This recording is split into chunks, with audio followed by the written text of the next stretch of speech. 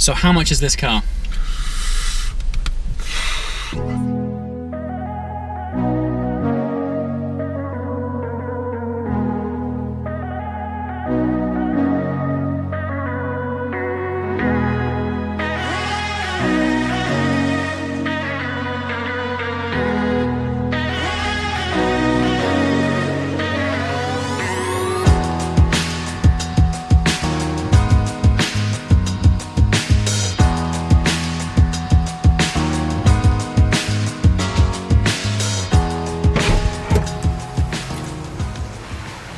Hello and welcome to Joe Macari Ferrari and Maserati dealership. Now don't get me wrong, that's not all they sell, but they do specialize in those cars. And the reason I'm here, as the title of this video would suggest, is that they have a rather tasty F12 TDF in this showroom. And right now, I'm sure if you're a regular viewer of this channel, you'll know that I've got a massive craving for one. Now at the minute the prices are pretty crazy, but this is, at the risk of sounding obscene, the cheapest that I've seen so far. Reason being, it is a left-hand drive car in a right-hand drive market, but we'll discuss that shortly. Anyway, without further ado, let's hop inside and see what's what.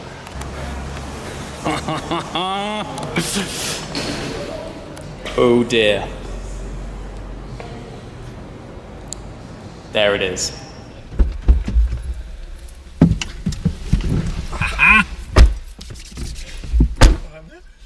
How's it going? Guys, this is Dylan. I've known you now for the past few months at least. We've been crossing paths quite a lot. It's no secret on this channel that I have this sort of unrelenting desire for an F12 TDF, which is weird because I barely drive my own F12, like standard F12. I don't know, there's this trend with me at the minute that I seem to prefer the sort of hardcore variations of whatever car that might be. So I've recently gone back to a Speciale. Of course. I'm still the owner of a 675 LT, which is the sort of hardcore variant of a 650S. And I think for me, it's all about, as these guys know, the smiles per gallon factor. Completely.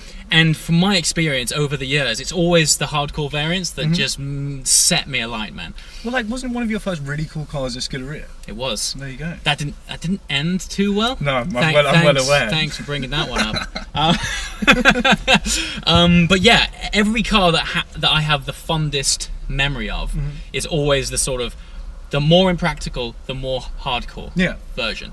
The problem with these is I haven't bought enough normal Ferraris to have ticked the acceptance box. Of course, that Cavallino black book. Exactly. So I often get asked, why didn't you just buy one? I was like, well, quite frankly, I just didn't get the invite. No, I mean, you have to have bought every single road car they've made for the last 10 years. Literally everything. Yeah, and that is not an exaggeration. I mean, I know people who are quoting me stuff like, even to have got the invite, if you owned lots of cars but didn't have a current V12 in ownership at the current time of this being launched, you didn't qualify.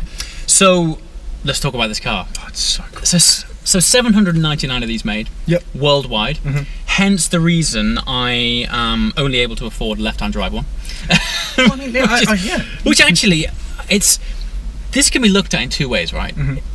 You don't have to tie up as much cash in the first place. Completely, yeah. So, you know, you're just looking at different tiers. You're only going to get into it at a more expensive bracket to therefore sell it at a more expensive bracket. Arguably, left-hand drive, there's a larger market for it. Do you know, you're speaking like a true car salesman. Really? Because honestly, like... Or is this just man maths? No, you do. It just makes sense. I mean, you know, we stock probably 80% left-hand drive cars. Do you really? Yeah, I mean, we pretty much specialise in it. And what I will always say to anyone is, most people are like, oh, left-hand drive in the UK, it's a bit weird. You spend 5 minutes and you just get used to it. It's true. Not a problem. It is and true. as you said, it's cheaper and you have a bigger market to get out of it in, because someone's only going to pay a premium for a right-hand drive car if they're in a right-hand drive country. So that's like Australia, South Africa and the UK, and maybe there's one or two others, but it's nothing. The other thing I worked out is I actually do almost as many miles in left-hand drive territory as I do in right-hand drive. I spend more time driving right-hand drive, but I do almost as many miles, because as soon as I go into Europe for a left-hand drive experience, I'm doing like 3,000 miles in 2 weeks, like straight away. If I do a few of those a year, if you actually look at the time spent, like the actual mileage spent abroad versus here, left-hand drive would be quite cool, actually. Well, particularly for like approaching tolls. And things, because the thing is, you know, when you go out and you're going to go on like a proper driving adventure, more often than not, you're going to be doing that in Europe. So you're going to want a left-hand drive car. This is true. Now you're talking like a true salesman. I'm not, by the way. I'm not a salesman. So talk me through this car. The paint, I mistakenly thought it was Grigio Silverstone. Well, I did too, until I read the sort of build sheet. What it is, it's Cani de Fuseli, which is a sort of historic colour. I'm not sure where it arises from, but what that translates to literally is shotgun. Shotgun. So it's shotgun grey. Shotgun grey. I mean, how cool is that? Shotgun grey TDF. It's the nicest colour. That's so cool. And amazingly, this is, if you saw pictures of my first Speciale, this is almost, if it was Grigio Silverstone, which, let's face it, it's like a Pantone out. Completely, yes. The stripe, we've got a Nürburgring Argento. Yeah, Argento Nürburgring, yeah. Basically silver. Exactly. Imagine if I kept them and I was able to pair it with this, it would be the dream. Yeah, it'd be so cool. Anyway, so yeah, 799 cars made. These are the 6.3 litre V12. The reason I say that is because on the 812 Superfast, the car which has superseded the F12, they've upped that even further to a 6.5. Now I'm in a situation where I have the option to get an 812, but it might be a sort of like a 2019 car. Now, what's funny about this? I've never driven a TDF. We need to correct that. So, I mean, while I'm like, I really want one, at the same time, I should probably drive one. I think you absolutely should, but I think it's one of those things where every person, I mean, I haven't driven one of these yet. Okay. And everyone I know who has driven or owned one has just been absolutely blown away. We know people that have had a LAF and a TDF, and they've held on to the TDF and got rid of the LAF. Right. These things are just magic. I have experienced a LaFerrari. Not doing any injustice to that car at all, because it forms part of the Holy Grail. Completely.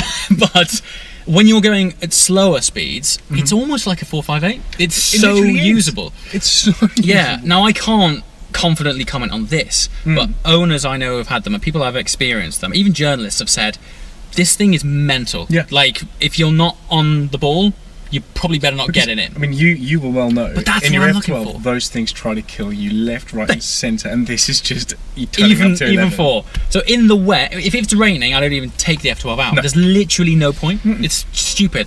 Wet mode, the calibration that they've done on these things is incredible. It's witchcraft. It is brilliant.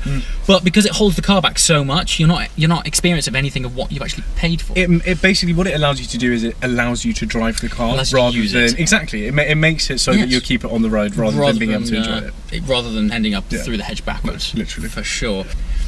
So how much is this car? I think it's 750. 100,000. Yeah. 750,000 pounds. And list, these were like 340. That would have been a very high spec car. I mean, this has CarPlay, passenger display. Like it's got a signature color. I love this limited edition, 1 of 799. That's cool. Right. And satin carbon, like that's lovely. Doors, man. Also, it has the stalk out of the LaFerrari and Speciale, which I really like. Gearbox. Now, again, haven't driven one of these, so that has to be the next video or one coming soon. I have to. If you're looking at that kind of money, you've got to experience every facet of it. We've got a couple lying around, so I'm sure we can organise. As you do. We've got a couple out back. Yeah, so stay tuned for that. I'm definitely going to get behind the wheel of an F12 TDF soon. The gearbox on the 812, out of everything that thing offers, the relationship between the drivetrain and the engine it's unbelievable. It literally gave me goosebumps. How did you feel compared to PDK? Because PDK has always been the sort of yardstick for the most amazing automatic gearbox. Yeah, categorically the best road shift gearbox I've ever experienced is in the GT3 and GT3 RS, the 991 gen. I mean, that is an audible tone change. If you didn't know that it had changed gear, you'd think it would just sound different. Well, I took 911 GTS out, and I was driving down the road, and then I was in 7th gear, and but I haven't felt it change. It just goes. It's like an electric car with an engine. It's so weird. Madness. So, as you quite rightly said, I benchmark against that. 812, not far off. Not far off. Really? Now, to say not far off is much bigger achievement than you might think, because it's got way more torque, double the cylinders. I mean, it's you know, 800 horsepower rear-wheel drive, naturally aspirated V12 with a gearbox that every time I changed, I would have to like, I would go back up a gear again just to unnecessarily downchange again. It's like you were saying, that actually playing happen? an instrument. These are like playing instruments. Yeah. They're phenomenal. Not only by the way that the gear shift is actuated, the sound, dude. Just the way they do, like sort of trumpets as you go down. Out of this world. So cool. So special. The two negatives, I guess. Obviously, the price is obscene. It's pretty crazy. Also, there's no option these days to spec an F12. What's your dream spec? Either Rosso Fuoco. Okay, I like that a lot. Or a very metallic blue, like a triple layer, a pearlescent blue, like TDF blue. Okay, I need potentially a little bit lighter. I'll show you a picture of this. We sold that exact. No, you didn't. No. Right, let's check out the outside and then consider options. There we go, man. Let's do it. Right then, as overly excited as I was on the inside, I think it's the outside that actually sells it to me. This is why I have this sort of completely irrational desire for these things, because without driving one, you can't really categorically say yes.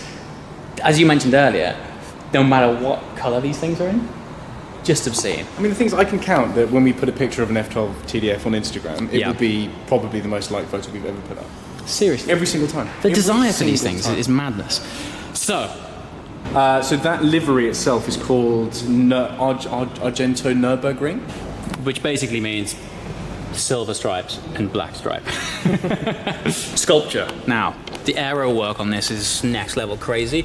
Every time I look at these fins, I can't help but think shark face. Yeah, you know what I mean? It literally has gills. So much gills here. And interestingly, one of the features on the F12 was that it had those active aero flaps that opened on the brakes when they needed cooling. Ferrari at the minute think you're going to need that all the time, and they just opened it. So, pretty cool. Wheels. TDF, I believe, came with titanium bolts as standard. Titanium wheel bolts on Ferrari, they know what they're doing because if you have a standard wheel bolt, they're sort of rounded and polished chrome. Right. And I'm not going to go so far as saying they look cheap, but they look better. Well, they sort of fit with the character of the actual rim itself. Absolutely. Yeah, for sure. I think as an optional extra, it's embarrassing how much they are. Oh, really? It's just stupid. I mean, and they quote all this, it's much lighter. And all, but I mean, well, you're saving really, at least 20 grams. At least. What I found is, and you'll notice on Ferrari's launch cars, they'll end up speccing them where the interiors look a little bit naff. Yeah. Like it's got that normal silver plastic, and everyone just goes carbon everything, and then they're like going, yes, sir, carbon everything. Where do you want the carbon? Yeah, everywhere. Speaking of carbon, we've got it pretty much everywhere. Splitter. External sills here, all the way down the door sill. And again, the exaggerated flare that this thing has. Carbon on the rear diffuser as well. Do you know if this was something that came standard on a TDF or not? It wasn't. It wasn't? No. This is what I'm saying, they get you everywhere. Every single area. Do you know how much it costs to spec a carbon bumper on a LaFerrari? Far away, how much is it? Around £250,000. £250,000 for a carbon fibre bumper. Yeah, so, and this is exactly the kind of thing that you're going to end up reversing onto a curb and scratching, because it's a low car, and I've noticed while this does have parking sensors and a rear parking camera, it's low. That's the kind of thing where one of those curbs is just going to creep in, and no doubt that's what. Knowing Ferrari price list, that's probably a 15 grand option, something like that. It's obscene, isn't it? So and really cool. The stripe continues all the way over the top. Yeah, just the sculpture on this. Also, and this one's got the privacy glass as well. Yeah, which sets it off. Yeah. This whole stealth pack thing is great. Again, going around to sculpture. Side vents. They're just the coolest thing. Yeah, I mean, I don't know how much of these, how much of this is actually practical or styling. Ferrari aren't like Lamborghini in that they stick on parts for parts' sake. Normally, this kind of stuff is to reduce air pressure under here. Very cool. Okay, so my thought process now is we're gonna have to get in one, try it out. I'm sure I'm gonna. The danger in that is it's almost going to be a commitment. Is it going to be another LT moment? Yeah, I think so. Yeah, it's going to be like, oh dear Lord, whoever designed this needs a medal. And then for me, I have fortunately though, however, been able to try an 812. Yeah. So I'll be able to compare those and think it's probably worth saving, but I'm going to have to wait maybe 2 years. Maybe, who knows? Awesome. Well, listen, buddy, I really appreciate it. Guys, go onto Instagram, check out Joe Macari Cars. I'll put the link in the description below. These guys not only have some fantastic cars, but some fantastic photography too, because you always got special stuff coming through. I'm very and you're always teasing me with TDFs. Every now and again, I end up dropping Dylan a text at like 1 in the morning going, dude, that TDF. And he's like, I know. We're literally having that chat on Sunday. I know. So yeah. Anyway, guys, comments below. Let me know what you think TDF versus 812. As always, thanks for watching. See you next time. Ciao.